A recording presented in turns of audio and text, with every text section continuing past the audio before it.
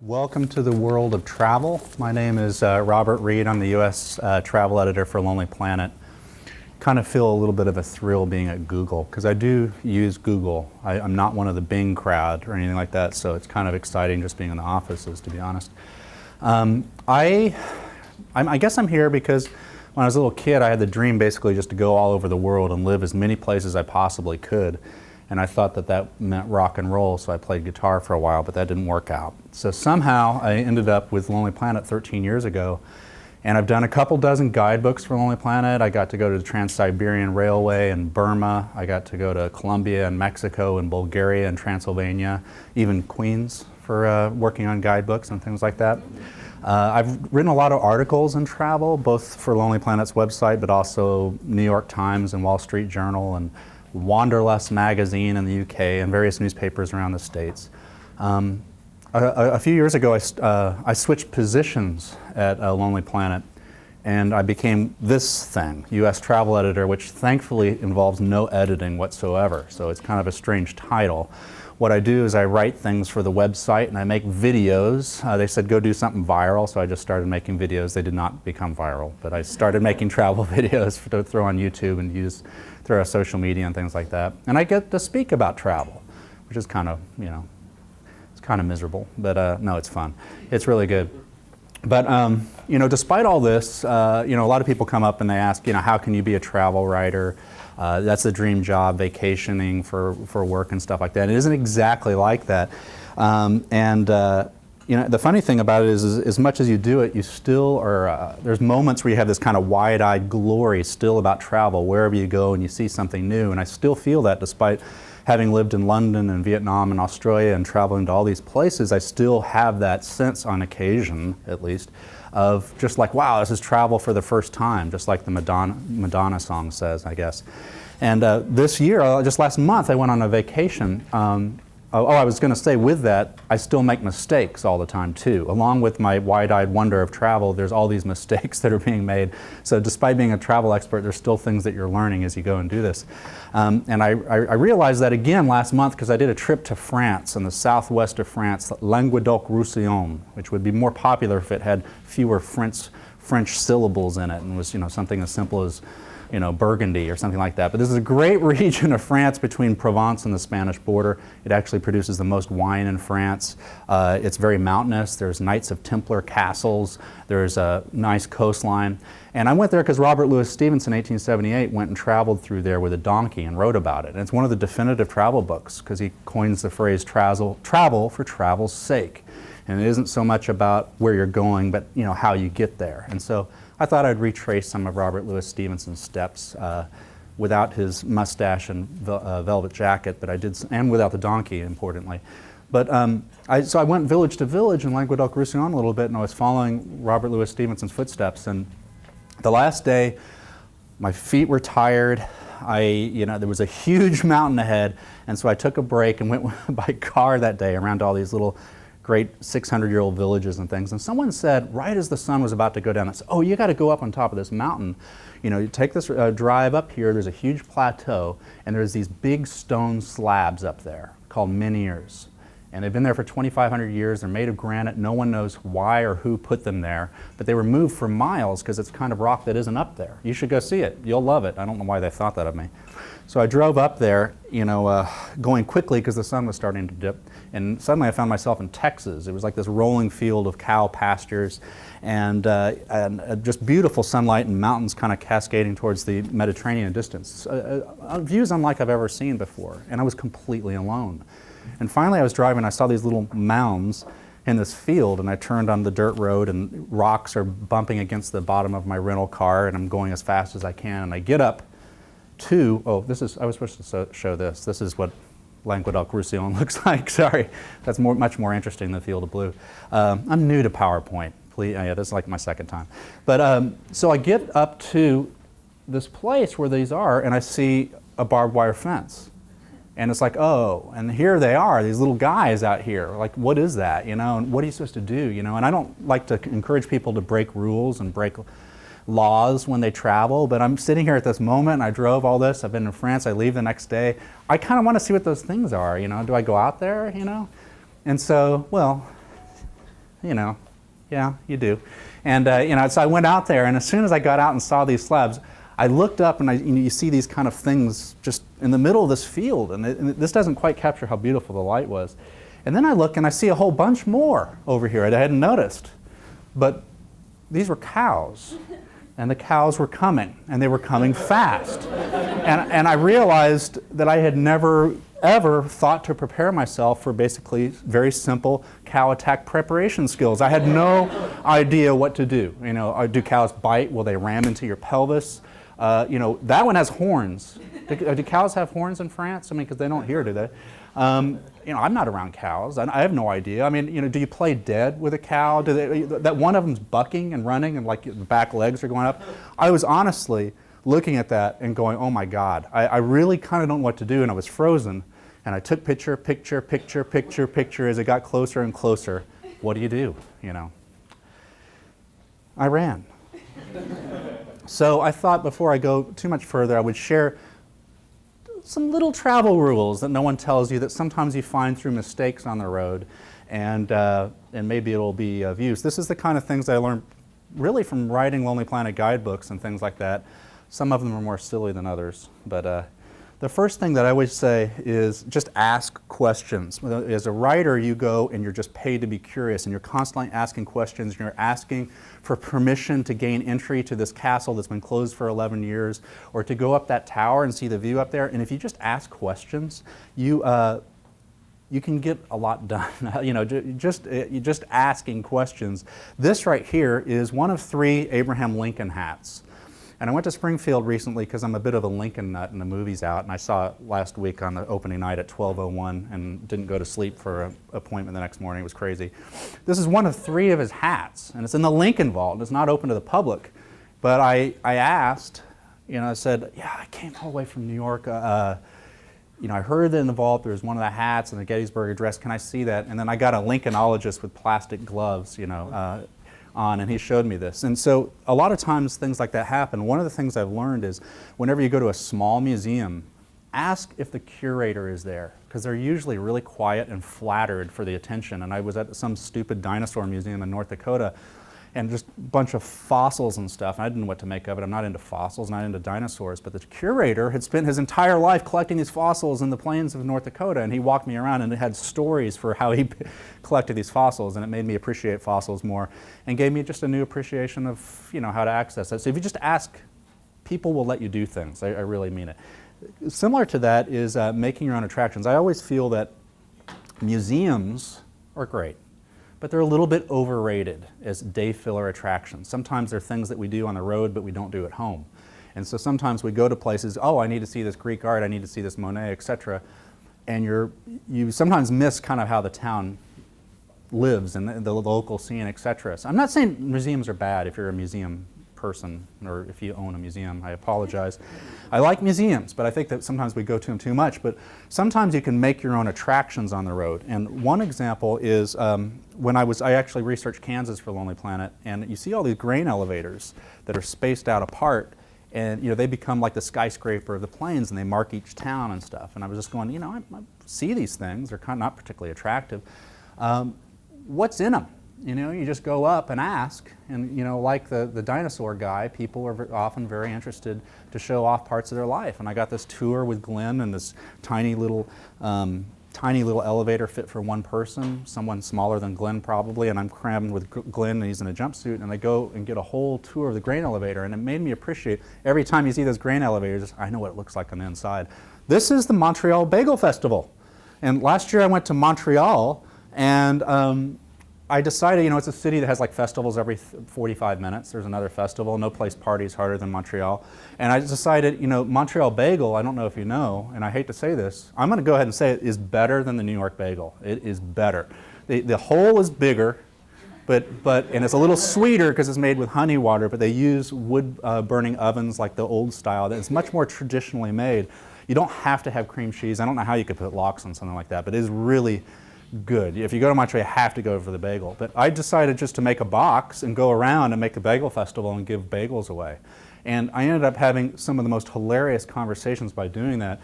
And and the people were just assuming I was local because it was so much how people do things in Montreal. So I think that sometimes, well, you don't have to create your own museum, you know, but, or whatever this is, but sometimes there's ways of just using your eyes and creating things as you go. One of the other things is you should always say yes whenever possible. A lot of people will have strict itineraries of what they're going to do in a day. And then they get offered this, you know, these twins with eye patches, and their mom are going to a soccer game, and then afterwards they're going to their great aunts to have a big, you know, lamb feast, but you were planning on going to X monument or Y museum or Z organized walking tour. Go with them.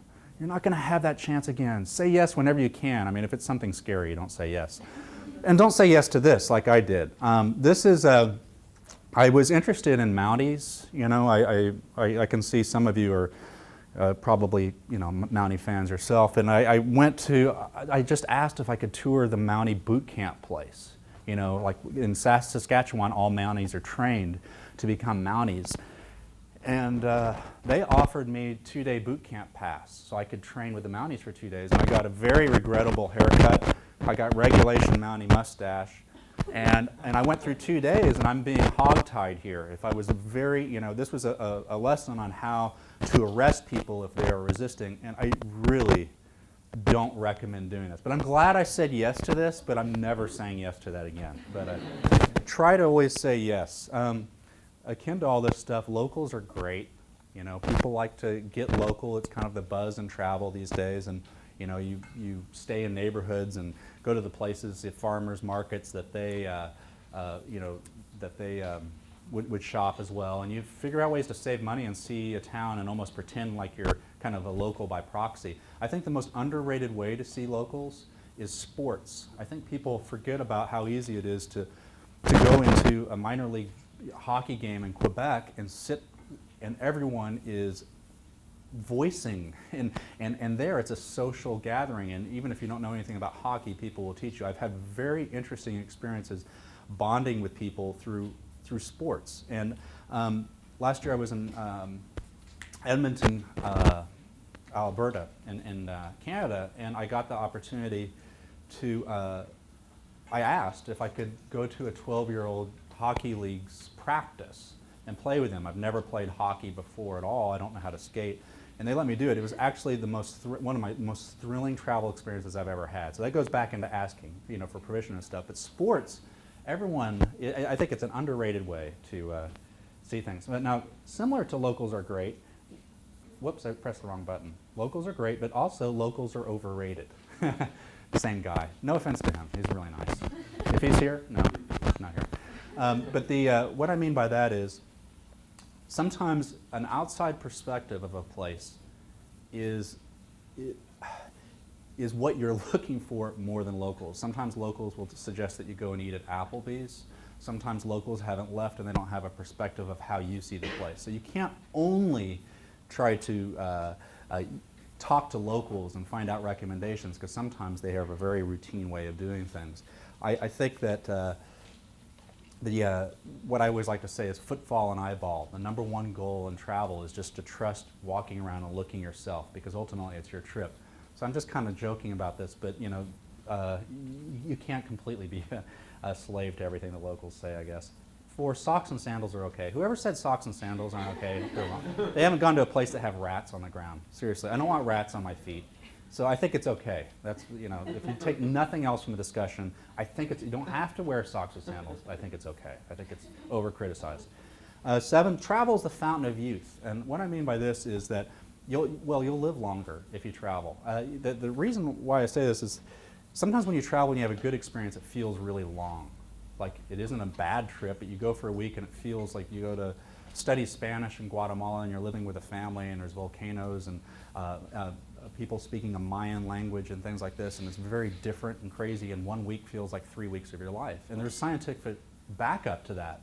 There's a neuroscience guy named David Eagleman. He was profiled in the New Yorker maybe about a year ago, and he monitors how people have near-death experiences, and they say that the life flashes before their eyes and things feel slowed down. And there is scientific truth to that, apparently, because you're going through that process of real danger, something new and shocking to you, and it slows down how we perceive things. It makes us revert a little bit more to like when we're kids and when time seemed to go slower, particularly Monday to Friday during the school week, and then the weekends fly by. So travel can do that if you go to more exotic places, he said. So we got a neuroscientist saying that you should be traveling, and not only traveling in general, but traveling to new places. I find a lot of people always go to the Outer Banks and stay at the same beach and things like that. That's great, but if you go to places that are at least once every 3 trips, go to a place that's new and a little more exotic, you'll live longer. That's how I like to think, so a little bit maybe. 8, the one thing that travelers do a lot, and it really changes a trip, is researching. And I think that any trip you do, you should make it a rule to read a book and see a movie about it. Just as simple as that. A history book, a travelogue, a novel that's based on that place. It gives you, it's exciting. You know, the pre-research, it can get you thinking about the place, and you go and you'll recognize a statue or a name of a person, or there's the street that guy got killed, or whatever it may be. Research beforehand is the thing that travel writers do, and it just gives you your own storyline once you're there. This is a picture of a Monopoly board. I had to go and do something at Atlantic City, and Monopoly, all those place names on the Monopoly board are based on Atlantic City. It was created by someone from Philadelphia, but they based it on Atlantic City. And so I just went simply to all of the places on the Monopoly board around Atlantic City. Some of them were not recommended to go to, perfectly honest, but some of them were interesting. This is outside a lighthouse on Vermont Avenue. Not one of the higher paying properties, but that's all right. But these guys are from from Indiana, and they had no idea that they were on the corner of Vermont and Connecticut, just like the Monopoly board, you know? I don't know. Atlantic City should do more promoting that, I think. Another one that I liked a lot here in New York, it's one of my favorite things I've been able to do, is I was studying about President's Day, and I was going to write something about President's Day for the Lonely Planet website, and I was researching presidents, and I realized only 2 presidents ever became president in New York City, George Washington and everyone's favorite, Chester A. Arthur. He's the guy with the big, chops. And he became president because James Garfield was shot and killed for no apparent reason. And anyway, he was living at Khalistan's. It's an Indian spice shop, 23rd and Lexington. I don't know if you've ever seen this. It's called Khalistan's. It's this kind of spice shop, all kind of different Asian and kind of Eastern European spices and Middle Eastern spices and things like that. That was his house. And you can go to his house, into his former bedroom where he became president, and order a sandwich. And I just love that you could get a Chester Arthur sandwich. I mean, I would like the sandwich anyway, but because I found out that it was Chester Arthur's room, I was happy. People talk about bucket lists. I think a rule is that everyone should put traveling alone on their bucket list and do it at least once. I travel alone so much, but traveling alone is interesting because, one, you can do whatever you want. You don't have to pacify Uncle Todd and Uncle Todd's needs. You can just go and do whatever you want. You will be more patient, at least I am, and a lot of people are, much more patient. You complain less. You meet people more when you're by yourself. If you're in a noodle shop in Beijing and the people next to you see you by yourself, and they might be more inclined to talk to you than if you're with some other people talking about football scores. But it's also very empowering, to be able to do it by yourself. And I think, not that anyone would ever want to leave Google, but I think it's something you should put in job description and put into not job description, but on resume or talk in interviews and things like that. Just that notion of that kind of travel shows a lot of strength in self and confidence in self to be able to do it. Everyone, travel by yourself. You might see that guy. I don't know. It's in. Here's one. Very important. Almost finished. 13 of these. 10. Wash your hands before you sleep. Okay.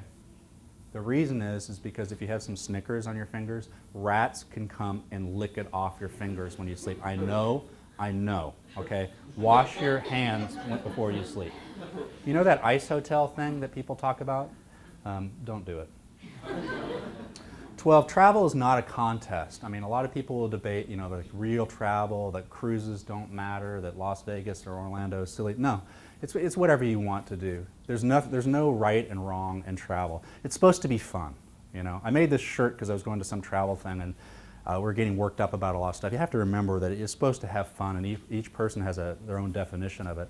There was an essay in the New York Times not too long ago by someone from Amherst that wrote about real travel, and he lamented that it used to be that people would go on pilgrimages and they would travel for, you know, great quests and things like that, sometimes to kill people or find trade routes and stuff like that. He didn't put in his essay, but, and I was invited to talk with him on the radio on some show on NPR. And people called in to share their travel stories, and all these people had these amazing stories about traveling, you know, overland all the way to South America, going on a boat from Panama to Colombia and skipping the Darien Gap and taking buses and traveling for months and months. I would love to do that. That's great. But the guy that I liked the most that called in was a guy that was in Nashville. He didn't have much money. He didn't have many means to travel far, and so he went fishing. And he said, you know, I had never fished before. I didn't know how to take a fish off a hook or anything. And he talked about that. And I really liked that because he was challenging himself by something that was easy and accessible but different nearby. So I thought if anyone got a ribbon that day, it was him. So in other words, travel is not a contest. There's no right and wrong as long as you're not hurting someone. The 13th and most important rule, run from cows. That's the cow. I took a lot of shots, and this is not a Zoom.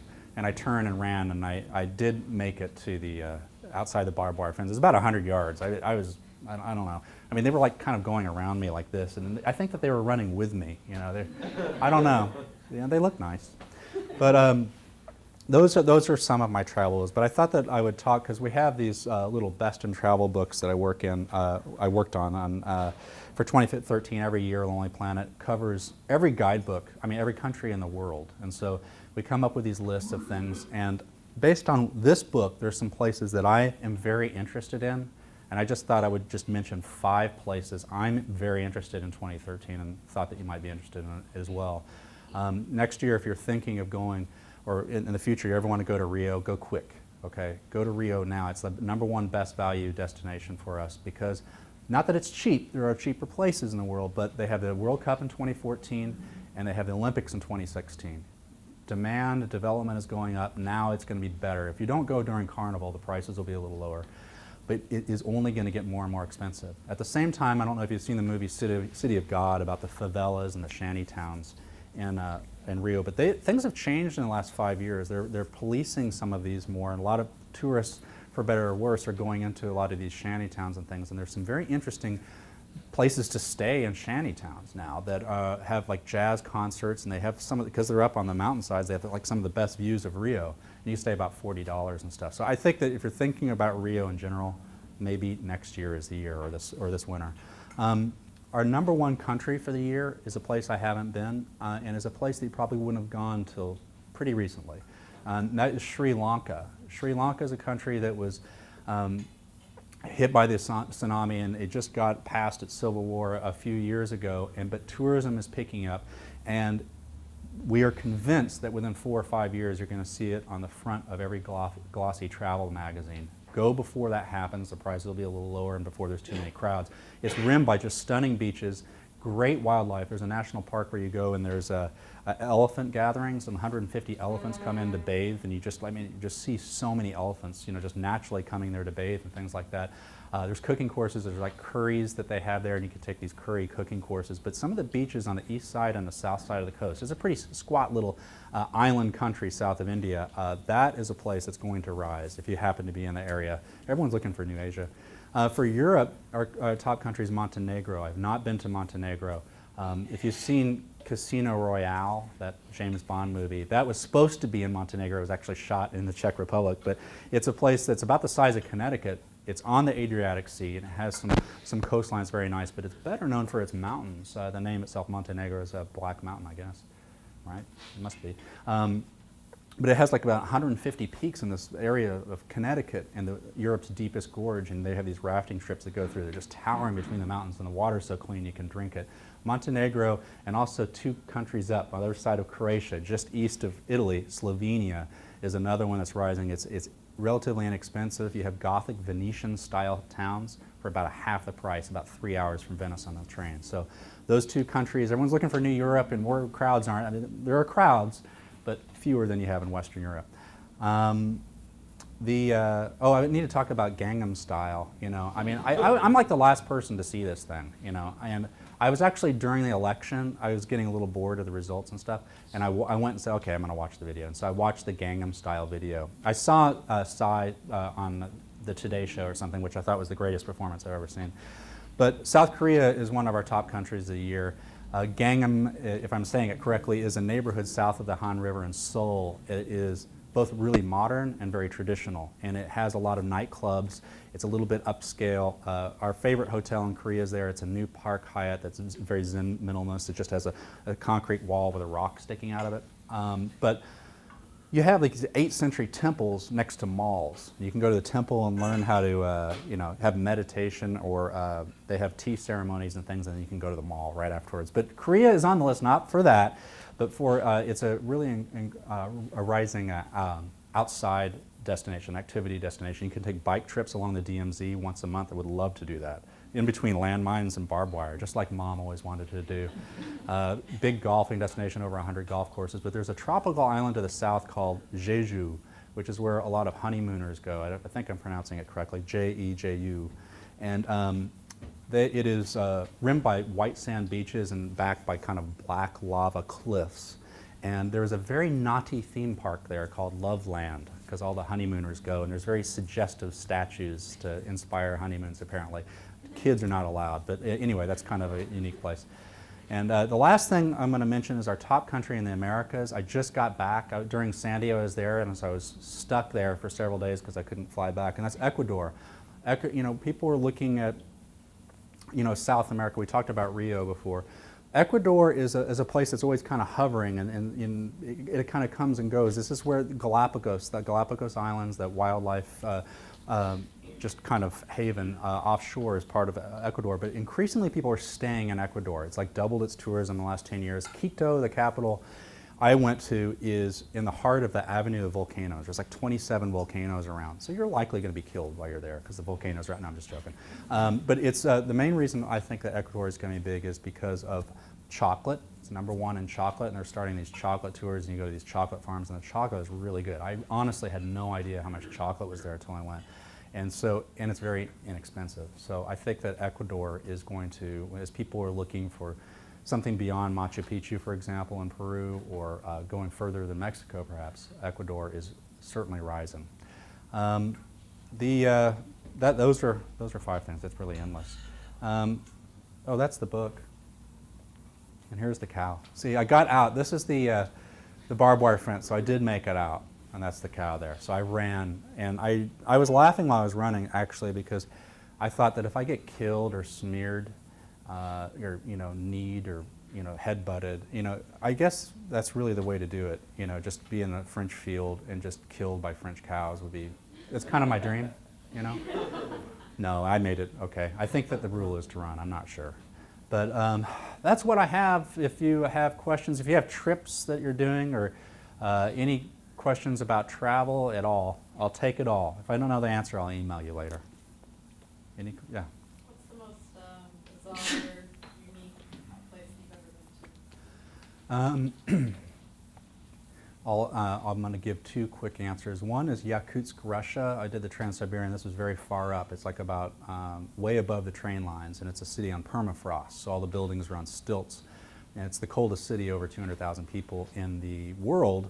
But I was there in summer and got heat stroke because it's so hot in summer. People don't realize how hot Russia can be. And then Burma. I covered the Burma guide, Myanmar, for Lonely Planet, and I don't know where to begin talking about how unique and wonderful that place, and the people are fantastic. Just the snake pagoda, that's like, of course there's snakes there, and you go up, and then there's this burping little volcano, butane gas, that just happens to be there, and then they guard it with snakes, and Buddhas with huge spectacles. If you're having problems with your eyesight, you're supposed to go there. It's just endless, the things that happen in Burma. That's just like, I don't know. I saw a guy killing an owl with a stick because it made his mom sick. And after a while, you believe that. There's a lot of different beliefs that go pre-Buddhism, and it's just a country of just total wonder. I felt sorry for the owl, though, but his mom was okay. I checked the next day. She wasn't sick. Yes? Have you ever had qualms about finding some really awesome local things and not wanting to write about it? Yeah, I understand. I think it depends on what the destination is and what's around it. It's like you talk about talk about the tsunami in Sri Lanka and stuff. On one level, when is it too soon to go, and do you want to talk up a place? You know, the New York Times talked up Sri Lanka right after the Civil War there ended, and it was too early, and there was some negative backlash. So that's one angle of it. Another is just this kind of oasis, like the movie The Beach or something that you don't want to talk about. It's outside the guidebooks and all that. I think that there are cases, in the case of Lonely Planet, where Lonely Planet has dominates the market.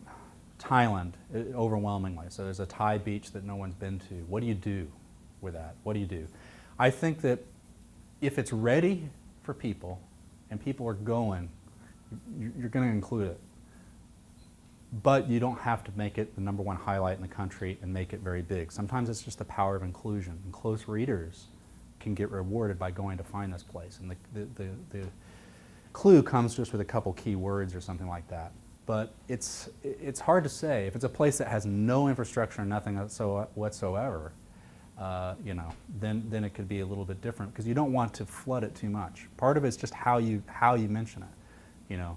And also in the area, there are some deserted beaches 20 to 30 miles north of town. If you have your own transport, some people go and look for that. You might say something like that. Most people will miss that. But those who don't might have the experience of their trip, you know. So I hope that answers your question. It's something that you debate all the time, you know. Any other questions? Yes.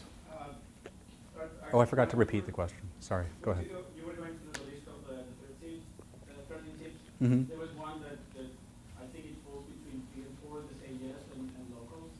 Okay. Which is resist the urge to be lazy. What was it? Resist the urge to be lazy. Oh. Like, I was in Kenya recently, and we wanted to go to the center Yeah. of town, and at the hotel they told us that you should take a taxi. Like, you don't go to the city, just go ahead, take a taxi, and we decided to take a local bus, and instead of like 5 minutes for 50 cents, we spent half an hour because we started chatting local. The music was blasting, and we Yeah. just saw the city around. And that's one of the things that usually when I talk to people about their travels, it's like Yeah.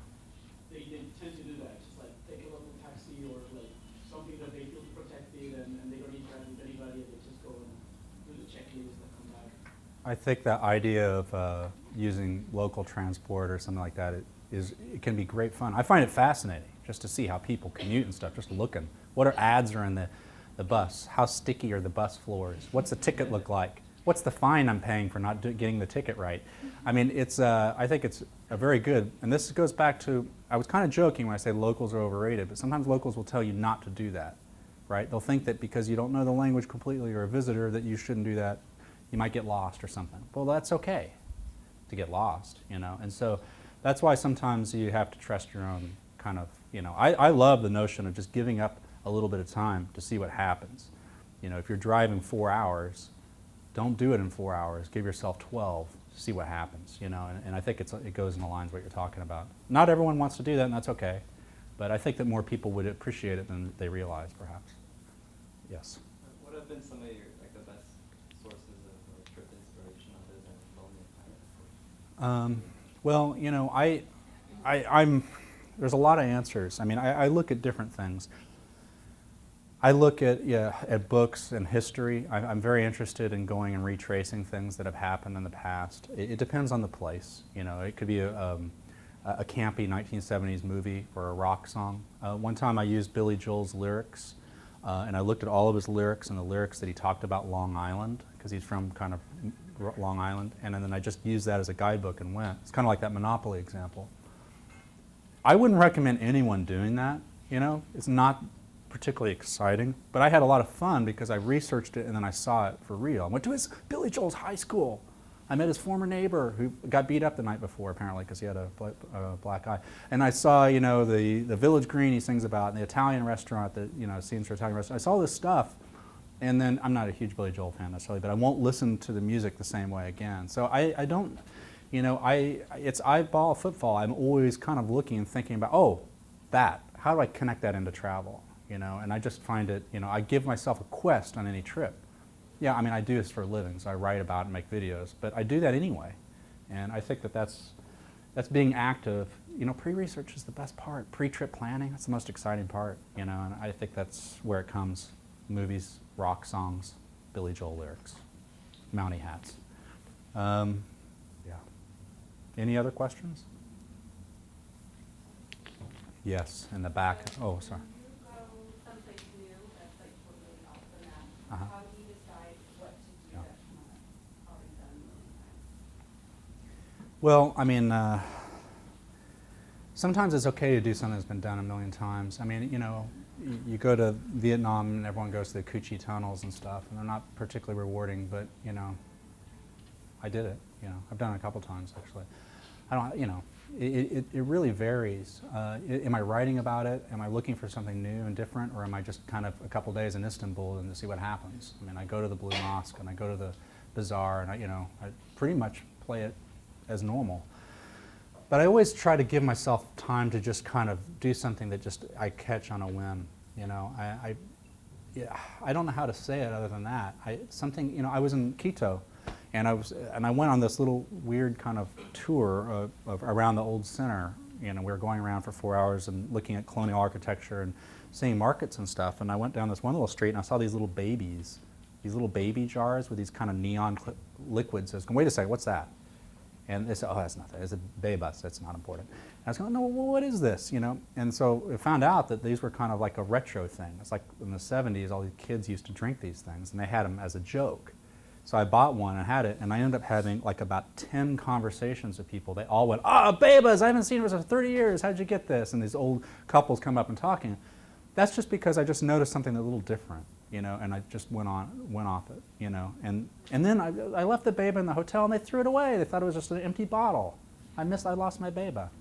Oh, I don't know.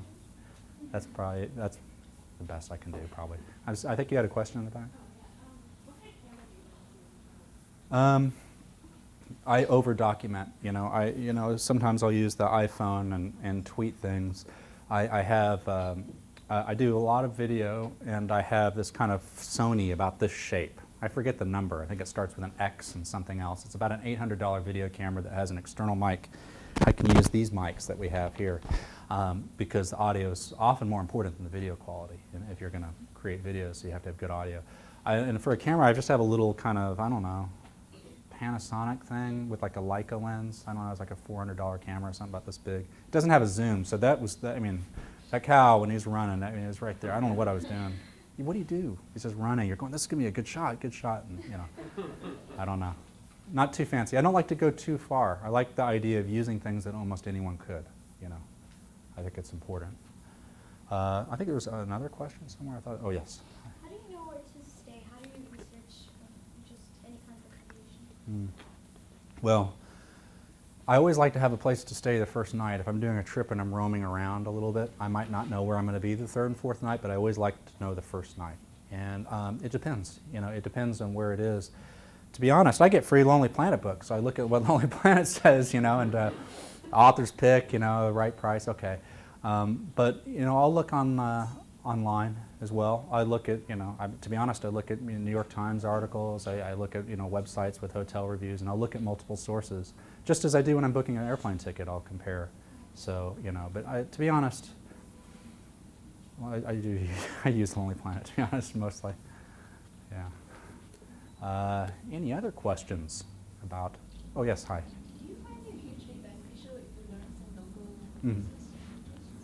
Yeah, you know, that's really a good question. You know, about using local language and learning a few phrases and stuff. A lot of the times when I go to places, I will, even if I don't have much time, I will try to get a 1 or 2 hour lesson when I get there, because there might be a little school that teaches Romanian language, and then you go and take 2 hours. And because when you first show up at a place, I'm often alone. You're like, oh my gosh, what am I doing? It's crazy. I'm supposed to be researching this.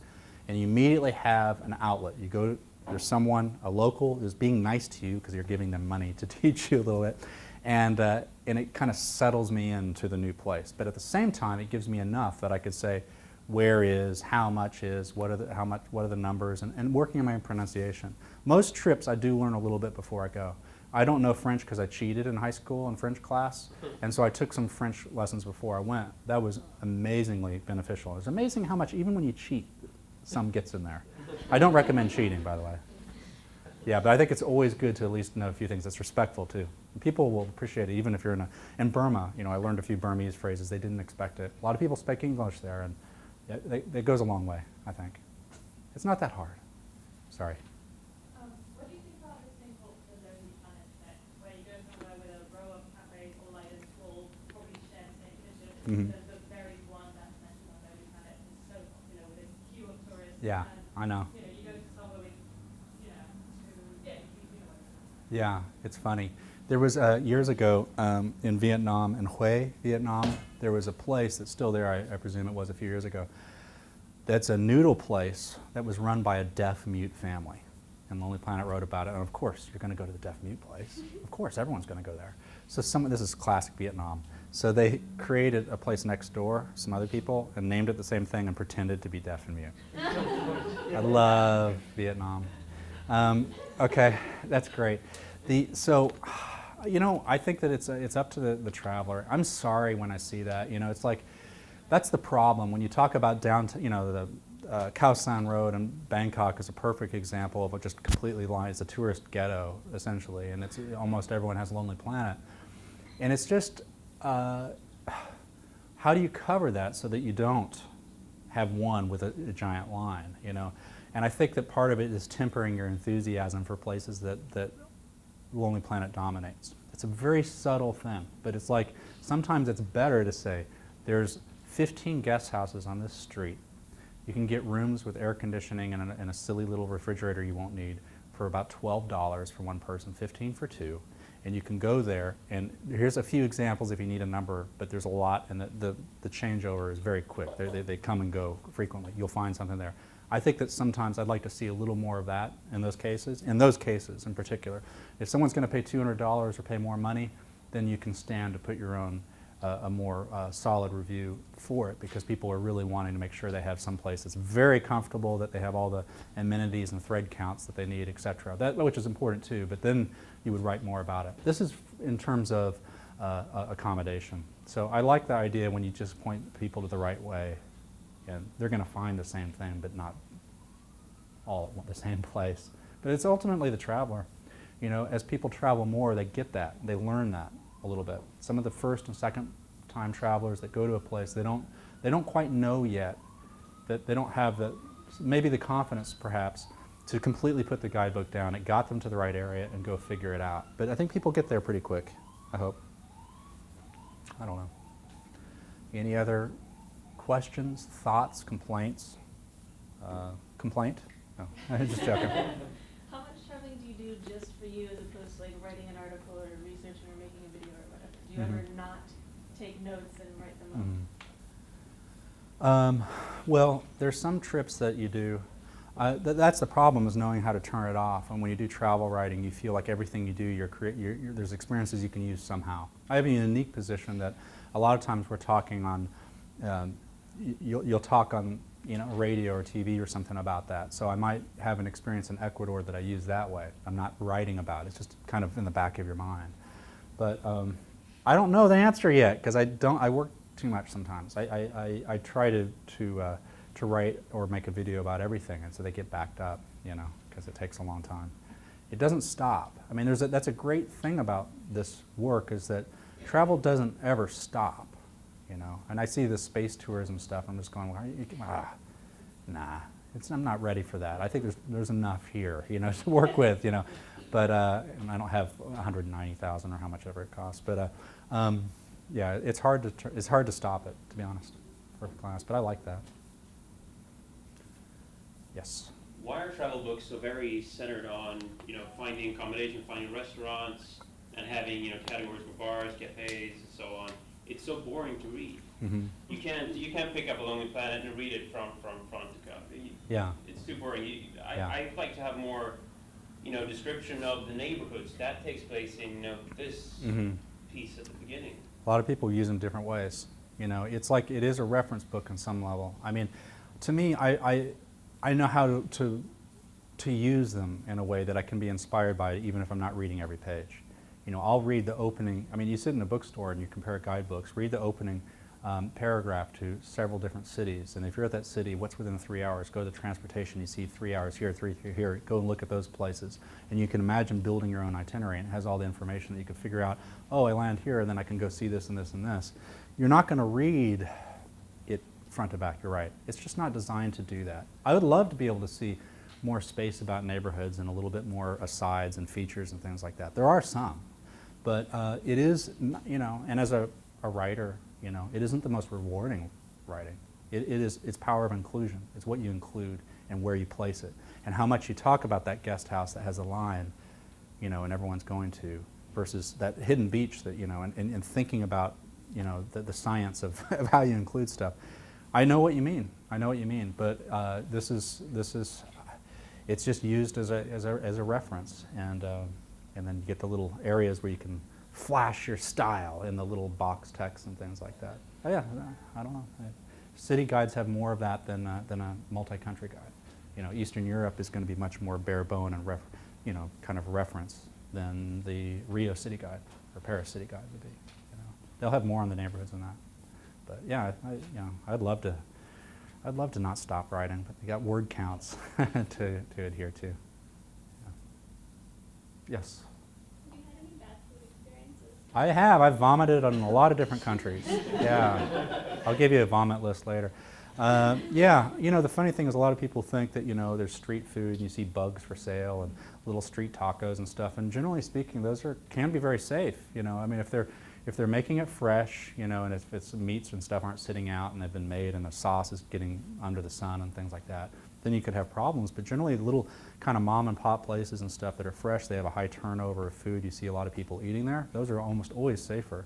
I mean, the most sick I ever got was in Vietnam eating at a very nice Thai restaurant, sitting down, air-conditioned, kind of little bamboo interiors and all this. I'm the only one there. And I get ridiculously sick and vomit for days. And so, it isn't about so much the condition.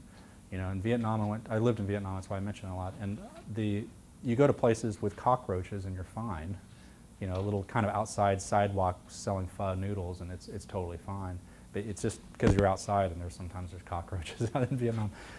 That's fine, as long as they don't get in the soup. And but yeah, I have gotten sick. Yeah, it happens. Dehydration is the worst though, because you forget to drink water and you're moving around. We move so much more when we're traveling. You're constantly outside moving. We're in New York, we walk some. A lot of people don't walk, and they go somewhere and then they don't realize they're out in the sun, and oh my God. That's what happened to me in Yakutsk, Russia. I got this unbelievable heat exhaustion, heat stroke thing. I was completely out of it for 2 or 3 days. Sick. Crime? Should we talk about crime? No, I don't have to talk about bad things. Any other questions about travel? Yes. What strategies have you seen effective for people who want to do open-ended travel but are like us and have full-time desk jobs? Quitting. Quit your job. I don't know. I don't know how it works here. I mean, you see, there is a huge trend of people taking career breaks. I mean, that's very normal in Europe. Here, this cursed land, people, work and work and work and have 2 weeks vacation, and so we talk about ugly Americans because they don't get to travel as much, and they stick around the United States and stuff. We don't have as much vacation. It is hard. It's a challenge. But there's a huge trend of it. There's a lot of books of people and sites that are talking about taking career breaks and things like this. Does Google allow a career break? Is this controversial? Are you allowed to take like months off? I think everyone should do that. It's human. It's just, I don't know what to tell you. I mean, it depends on where you work and what the program is, and maybe you do something you can work remotely, and you can set up in Nicaragua near surf the waves and work from there for very, very cheap. Who knows? I'm afraid I don't know. Or you can be a travel writer.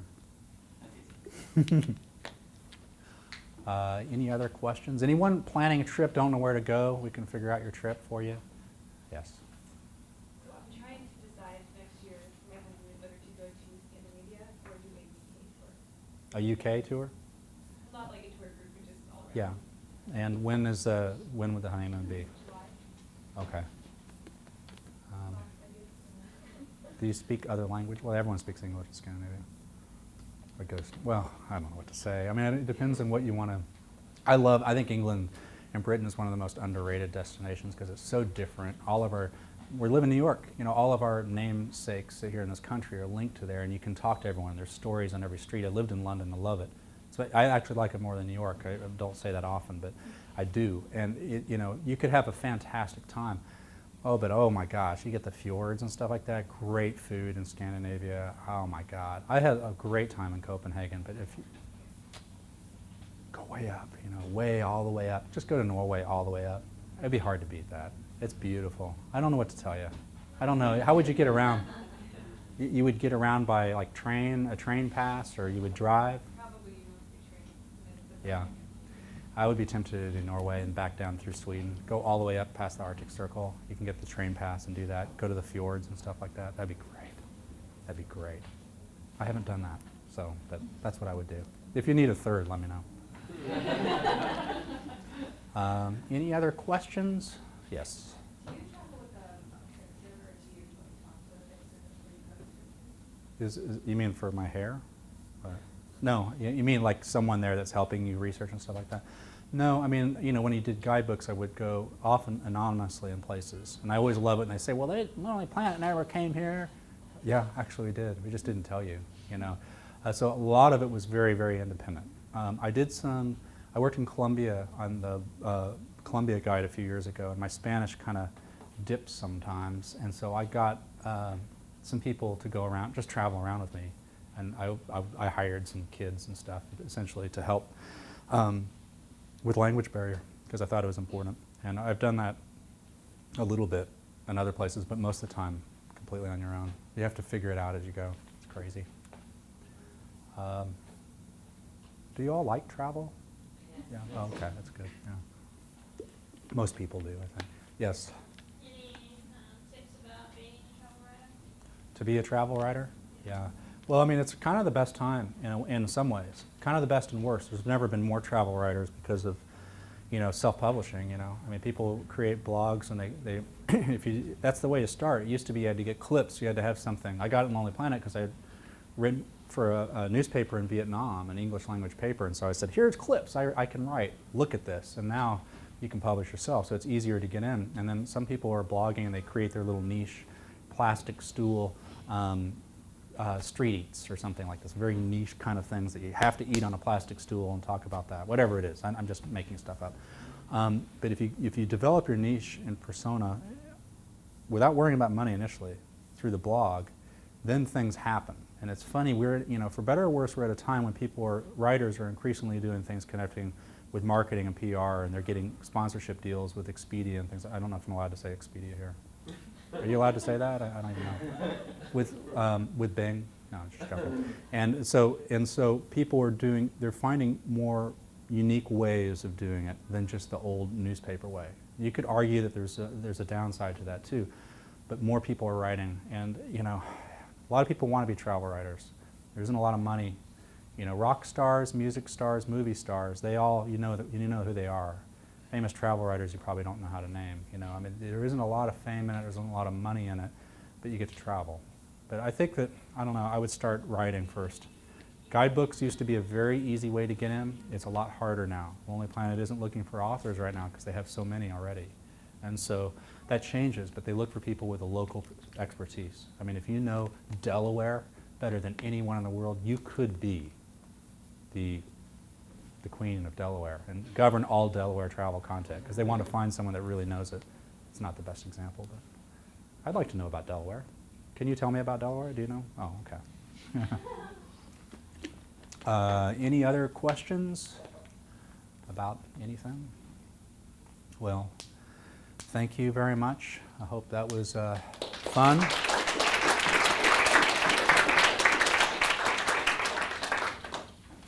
Work hard this afternoon.